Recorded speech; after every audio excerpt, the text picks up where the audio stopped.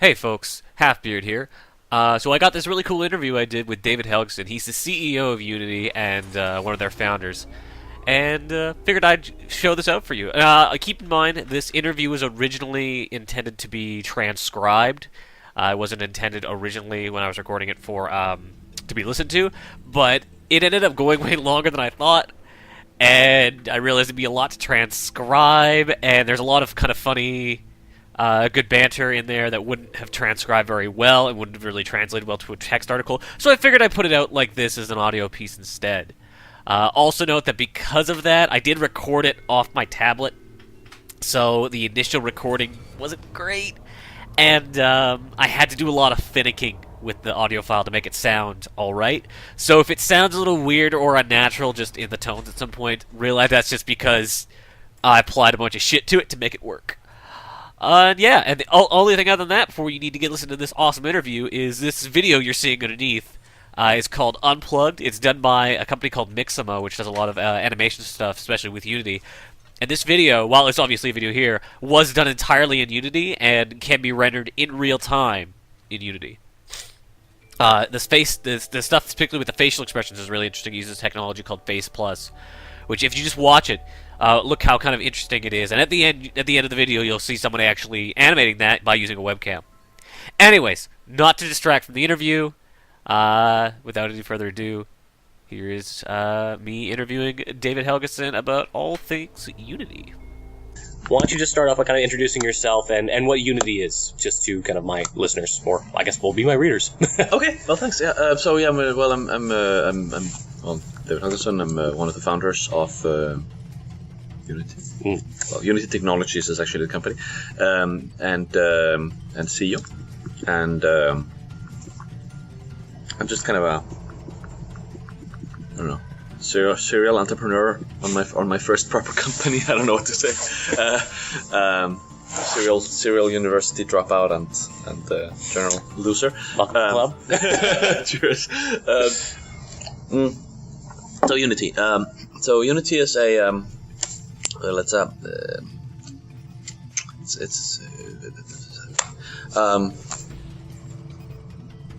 so in order to take it from the top. I have more specific questions. I don't need to give the whole paragraph. It's okay. No, let's say, I'm kind of launching into now explaining what a game engine is. Is that? Yeah, it's just like, you can kind of just say, what it is as a game engine. Okay, so Unity is a company that produces and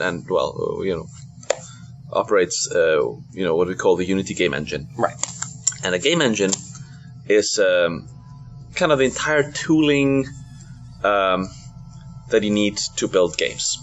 Okay. It's kind of all the software, which is a lot, that goes into kind of running the game. So it's kind of this what enables the game to run. Right. So all the graphics, all the sound, all the special effects, all the physics, everything is kind of managed by this system. Basically, everything underneath the art assets that the companies produce themselves. Exactly. So you don't really see the engine as much as sort of feel it. Right. I'm not suggesting you use this in writing, by the way, but I'll paraphrase a little bit. Yeah, no, it's please. Okay. No, but I was going to say is what I've sometimes described it as is both the, if you just compare it to the film industry or right. to film, it's like both the camera and the editing room and the projector. Okay. I actually like that. No, it's very close. You could also say and the stage and the prop manager and the audio guy and whatever. Basically, everybody but the director. Let's not go too far with that, but but I think that's actually true. Anyway, next question. Use if appropriate.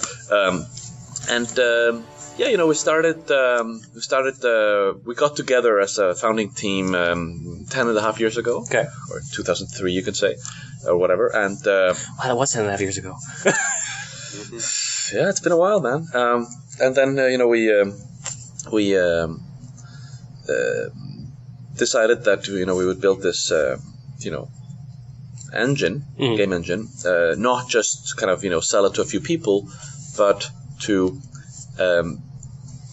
see if we could transform the game industry. That is actually what we've That what I wanted was to your do. mission statement. Yeah, it was. Really? Huh. Yeah, it was. It's rare that you hear that from anybody in the games industry. My goal was to change the industry. Well, I think you find it like, and by the way, we didn't talk too much about it back then, but it just, I remember having these conversations. Then, through, a tiny bit of, basically some loans from family and the bank, Yeah. we managed to launch version 1.0 of this product in 2005. So these were years where we did not eat much, but then, we managed to launch the product in 2005, and unfortunately there was almost no market for this product. The product was not very good. It was very rough, at least, and so the following couple of years were even worse than the previous years, because although we did have revenue, we were selling it very little. Yeah. It was insanely tough, and also because we were ambitious guys, whenever we had enough, revenue to pay ourselves a little bit of salary, we decided instead to pull it together and hire somebody. I can horribly relate. Oh, yeah? Yeah, Okay, I've tell been me. in that situation a couple times before. Oh, there you go. Well, great respect to you, because it's terrible. Or like a very, very, whatever. It's a wonderful kind of terrible. It's a wonderful kind of terrible. Thank you. So my next big question, kind of just again, we're trying to establish what the community should know about Unity. So a lot of game engines that people know, they have a focus. Source is all about physics. id Tech 4 is all about lighting. id Tech 5 is all about mega textures, etc., etc. What would you say is Unity's core focus? So the core focus of Unity is making it very efficient to produce games, making it easy so more people than just the experts can use it. Right. Making it really flexible so it can address a lot of different genres and types of games. Yes. And then making, putting a lot of advanced technology in there to also make things, be able to look really good and so on. So yeah, there's if that's and then lastly, it's it's a multi-platform idea, Right, which is obviously a very big thing which for has that. become really big for us, and where we're pretty much unique in that we support all the platforms and then some. Yeah, I think I was counting yesterday. You're missing literally just one that I can think of. That's 3DS, and I've talked to people about that, and I've got to no, we're not doing that. Maybe. Yeah, exactly.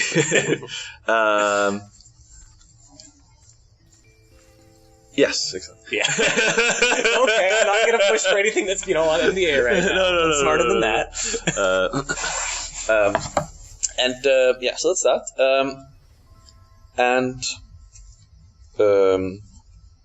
Yeah, and then the last thing, which is also pretty unique, and these are all kind of unusual or different from the other guys or anyone else how they think, is that we're extremely community focused, Yes. and we consider that it's almost a part of the of Unity, although it's of course not part of it. Well, it's actually part of the tech now. Yeah. In that inside the tooling, you can bring up this window. Yes, you were Which talking is the yesterday asset about store. debugging and how it's it's kind of about the ability to kind of send in bugs right from the editor. Oh no, but no, also that no, but you can bring up the asset store, which is this marketplace where all the people who are using Unity can share or sell what they're working on, Right. Piecemeal.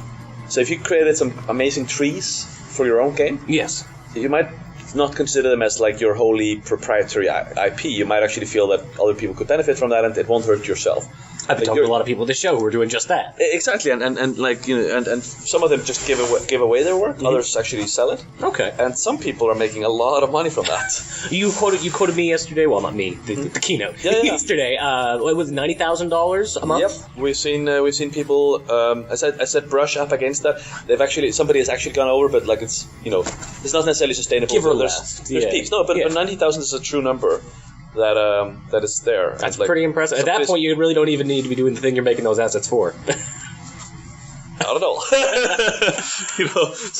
A lot of people consider that a fantastic salary for a whole year. No, this a month. I would take that any day of the week.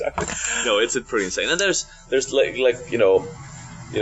literally hundreds of people that have some supplemental income from their assets. Really? Yeah, it's pretty wild. So even there, you sort of see a manifestation of the community, but also just there's forums and there's a lot of social activity and sharing, and the conferences. We do these around the world. I was hearing about that. This is the first one you've done in Vancouver? Yeah. But we move around. So we used to have a yearly conference, and then since this year we're doing many. So this year we've been in Seoul, Tokyo, Shanghai. Oh wow, all over Asia then. Sweden, a town called Malmö, not very famous or big, and then Vancouver, and we'll do Sao Paulo later this year. Okay. Brazil. It's funny, I met a guy from Sao Paulo. He's got like, oh, I'm going to come to this one. I'm like, oh, you should have waited. You could have saved yourself a lot of travel money. Let's see. So, this is kind of a big question, especially coming for the consumer side. You guys are moving into game publishing now, which is very exciting. What do you plan to do? What do you plan to bring to that market that a lot of the existing publishers, big and small, because there's lots and lots of small publishers springing up these days that they already don't do. So I think from a consumer perspective, it won't matter too much. No, honestly. Except that we're trying to ensure that the games we put out are good. But I mean, obviously, everyone will focus on that. So I can't claim that as a unique proposition. No, it's I think what is important is the relationship between us and the developer, right? And that we think we have a lot of value to add. Like we can do a lot of valuable things for them. All the things that a good publisher does, but also our sort of special relationships to a lot of the hardware platforms. Mm-hmm. The fact that we understand the technology that the developer is using. That will help a lot. And we think we can level them up and actually give them support that makes their games just better than they would be otherwise. Yes. That only makes sense when we partner with somebody who's already very good, but we can make them better, we think, and will. Okay. So... so the honest answer is, like, from a consumer perspective, I don't think it's going to matter too much. All right. I mean, I'm sure it's still something to watch for. I know I made the comment yesterday that if you're into indie games, this is most likely going to be a label to watch because you guys are probably going to scoop a lot of them up. There will be a lot of good games. I mean, we're only 6 is the first batch, right? Yeah. The six games. Well, I recognize a couple we actually of only those. mentioned 2 of them, and some of the others, like the 4 we did mention, are mostly unannounced, I believe. Okay. But yeah, there'll be a nice first batch, and then we'll build up that. Of course. So yeah, it's exciting. So you guys are, you spread by leaps and bounds, obviously, going from platform to platform. I remember it was only a couple years ago, you guys were really excited about being on the PS3 with Richard, and now you're everywhere. Mm-hmm. Being that you kind of got your thumb in every platform pie, what are you thinking about the next generation? Where you're seeing a lot of developers going? Every consumer wants to ask, which shiny new box should I attach to my TV? Sure. So I can't tell you that, but what we do know is we've managed to build great partnerships with the 3 next gen console companies, Nintendo, Sony, and Microsoft, of course, where we work with them on a marketing side and kind of promoting the message of Unity to their developers and promoting the message of their platforms to our developers, which sort of becomes a nice intersection. But also on a technology level, where they're working with us to make Unity really good for these platforms. I know. I was at the roadmap, and while it made no sense to me, as press, it definitely seemed like there's definitely a lot of issues moving it from platform to platform now and again. Oh, of course. I mean, there's Unity is not perfect by any long shot. Nothing is. But we work very hard to make it at least, asymptotically better and better every day. And then what I think is interesting and exciting, also from a consumer perspective, about all the 3 kind of next-gen consoles, I think we can call them, although the Wii U is already out. It's debatable.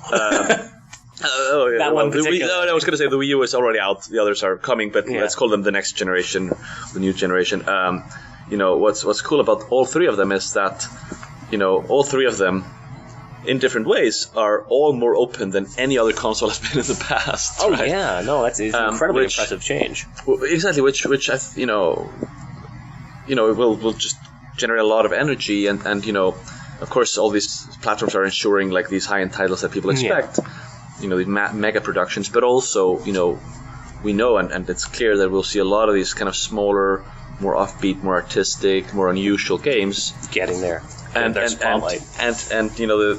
what we know is that some of them will just be good and nice, but some of them will probably be mega hits. Yeah, because they're going to be awesome. Well, I know Sony in particular is really taking a large stance on that and trying to kind of promote some of those smaller guys up. Oh, absolutely, yeah. But Microsoft has also talked about it. And Nintendo has also done it, so yeah. Well, I know, I missed the Nintendo talk yesterday, really. Yeah. What else do I have? All right, so I got one. So you talked a lot yesterday about the strength of the mobile market and just how much money that's making these days. That said, there's a lot of people in the industry, analysts, and just gamers in general, who are saying that that's a bubble that's going to burst in the not too distant future. What are your thoughts on that? Bubble? The mobile market bubble, that market is going to start to dry up soon. Because people are going to stop playing games? Or Well, stop, just or because- stop buying phones? Sorry. It's more that the idea that people are going to kind of stop being into those particular types of games.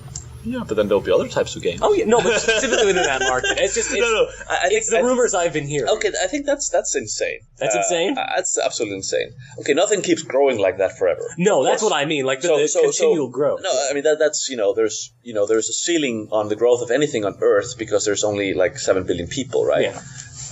Doesn't mean you can only sell 7 billion devices. Because people have multiple devices and blah blah blah, but no, I mean there's a limit, right? And there's only 24 hours a day, so you multiply 7 billion people by 24 hours a day. That's the maximum amount of time people can spend on games, right? Yeah. And it'll be less. Yeah, I mean, one man can only play so much Candy Crush. But yeah, well, you'd be surprised. no.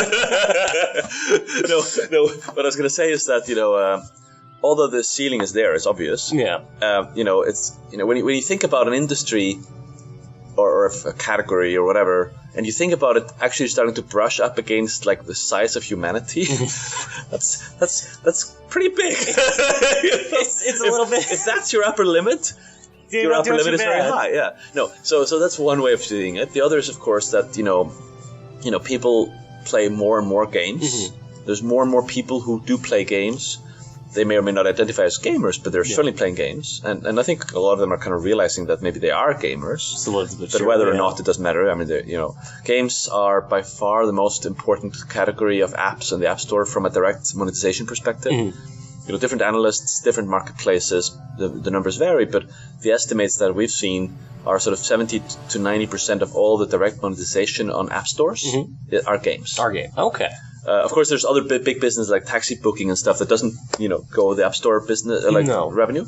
But I mean, games are just like drive the huge amount of revenue. They drive a huge amount of engagement. Mm-hmm. They grow with all the devices. With just more people, kind of I mean, to say it harshly, with the non-gamers dying off because they're getting old. Yeah, it's true. It's a fair point. It's just growing. No, so I mean, if there has been a bubble perhaps in some areas, but that's only from a sort of a finance business perspective, where there may have been a bit of overinvestment, right, and overvaluation of certain game companies and so on. But that bubble, as far as we can analyze, won't burst as much as just level off. Okay, so it's just going to plateau. I don't see any free fall for any of these I mean, yes, I mean, there'll be creative destruction and companies will go up and down, but overall, I don't see anything in the cards that tells us that there will be any kind of, big drop. Well, then on a similar note, what do you think of the various monetization schemes for these kind of games? I mean, you see some games that are very good about it, where it's just, you buy a coin doubler and the power-ups don't matter too much, and you can play the game for pretty much free. Sure. And then you have something like Plants vs. Zombies 2, which just came out, and you quite literally have to pay to get through that game. Okay, I haven't actually played that yet, yeah. But so, actually what makes me really happy as a, kind of, I don't know, member of the game industry, although I'm not actually a game developer, since we made one tiny game in the beginning, in the early days, what makes me happy is that there's a few things. I mean, one is that there's been a lot of innovation in how to charge for games, and whereas everything used to be kind of premium, expensive, $60, blah, blah, blah, or bark and bin, $10. Yeah.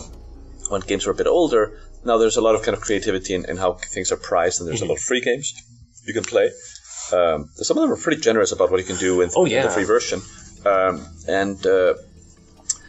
and we've seen it sort of swing from a point where everything was premium, then everything was $1, at least on mobile. Yeah. Then everything was kind of free with some in-app stuff, and then in-app kind of took off to a level where it seemed like it might kind of supplant all the other business models. Right.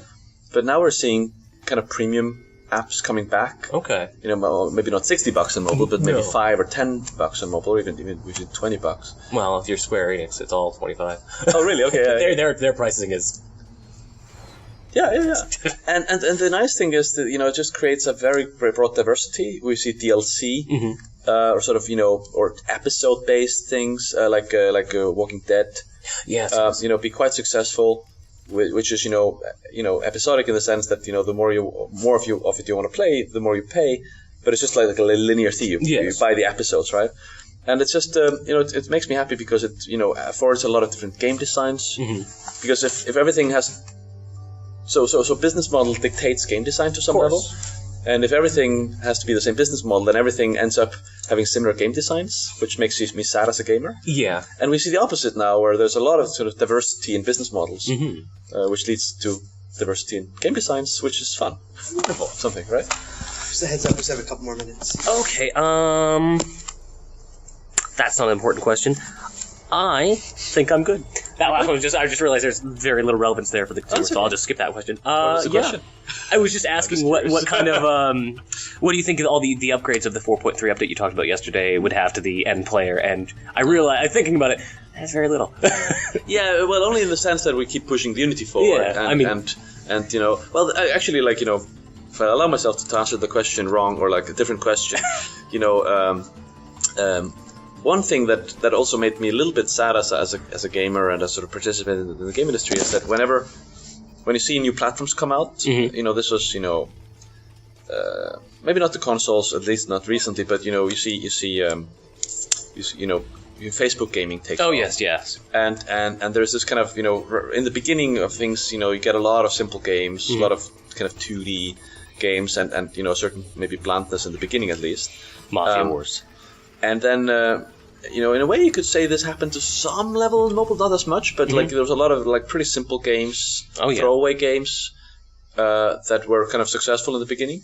But as the platform matures and the hardware gets better and the gamers get more of them, and so they're more you bring in basically a bigger audience with a more diverse taste, and as a result, they want more from the platform. They want more. So you see this kind of rapid rising of quality, and it's happened and kind of across different platforms. It's happening on Facebook and web gaming now, and we partnered with Facebook on that, and Facebook is pushing for higher quality game experiences. And more diverse experiences, and on mobile, of course, it's that's nothing new. I mean, but if you watch from the launch of the App Store in 2008 till now, these are not similar games. It's completely different. Some of these old games like they were then are still there, but then you got a myriad of quality. Right? Yeah, it's all over the place. And in fact, the rush to quality is such that you look at a game this year and a game last year. The games this year, they're just better. Even those that have similar designs, they're just more polished. The controls are more precise. It's just it's fantastic, right? All right. And of course, as a tools provider, our job is to kind of try to stay slightly ahead of the curve and be feeding the developers these always necessarily improving tools. Yes. And we're in that lucky situation that we have kind of enough gasoline in terms of sales. Yeah. To continue keep that fire burning. Yeah. All right. So that's pretty exciting. Well, that's all great. And that was our interview with David Helgason, CEO of Unity. He had a lot of very interesting stuff to tell us, and overall, a very fun interview. I really enjoyed getting to talk with him and kind of seeing what's what with his company. Definitely keep an eye out for Unity in the future. With them being a game publisher now, and with their engines powering a ton of indie games, many of which I'm sure you've all enjoyed, they're a name to keep your eyes on, even if they are, even if they're not the biggest company in the world.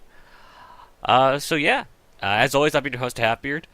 This has been my awesome interview with David Helgason, as well as me showing the short Unplugged 4 times in a row. I hope you enjoyed it. I think it's pretty cool. If you want more information about Unity, feel free to go to unity3d.com. If you're an aspiring developer, they are a great, really easily accessible engine you can get your start with. And if you're more curious about the Unplugged short, or would like to hear it with music, because it does have really awesome music, which we just played super, super quietly during this, you can go check that out at mixamo.com/unplugged. And, have a good one.